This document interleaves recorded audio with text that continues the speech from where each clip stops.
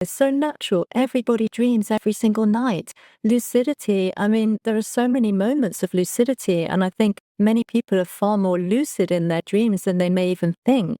They just haven't taken that step of saying, oh, actually, this is all a dream. So lucidity occurs on a continuum, but it's an entirely natural phenomenon of consciousness. And what I've noticed as well is in lucid dreams, if you sit down and meditate in a lucid dream, it's the fastest route to interconnected oneness, non-dual experiences like the ones you've described of just you become the light. You are no longer Robert or Claire or whoever we are in this at this moment. You enter something far vaster, something far greater than yourself.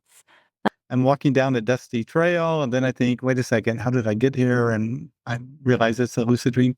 And so I sat down on the trail, got in half lotus position, I think. And I don't know how I decided upon this type of meditation, but what I did was I began to empty my mind. I just emptied my mind. And here's what happened. As I looked out at the scenery, and now I'm meditating and emptying my mind, letting go of all thoughts, all cognition, all anything. Suddenly it was like the dream imagery was being ripped away and brilliant white light is shooting through it. And the more I emptied my mind, the more the dream imagery was getting ripped away and more brilliant white light. And finally, I shook myself out of it and thought, am I doing this wrong? What's the deal with all this, light, coming from behind the imagery? And so then I decided, okay, I'll just close my eyes. I closed my eyes and began to empty my mind. And like you say, within 10 seconds, 15 seconds, I was in such a profound state of kind of interconnected oneness or transcendence and all. But again, this was one of those cases where you just kind of stumble into things sometimes. And later, I was on a panel, probably 10 years later, with a Dzogchen teacher, and he asked me, "That occurred the first time you meditated in a lucid dream?" And I said, "Yeah." And he goes, in the Dzogchen tradition, that's what we call Rigpa, and it's the base light of awareness that's behind everything. And Right. he said, I can't believe that you experienced that the first time you meditated within a lucid dream. That's interesting. But I also think that the lucid light, well, that's what I call, that's my term for it, is always there.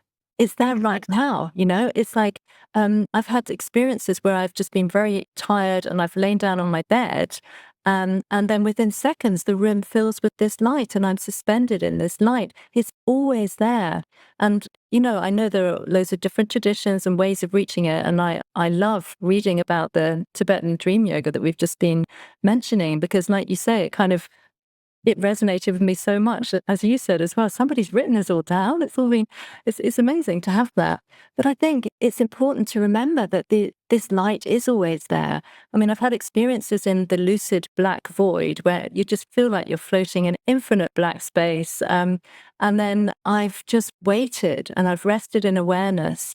And then all these strips of light would start to kind of hang down, all these threads of light, and more light would come through without me actively doing anything. It would just become luminous. So I don't know. I think it's always there. And it's wonderful that we can all, reach out for these experiences or allow these experiences to develop every time we lie down, whether it's nap time or a bit of a yoga nidra meditation, or at night when we fall asleep and become lucid in our dreams.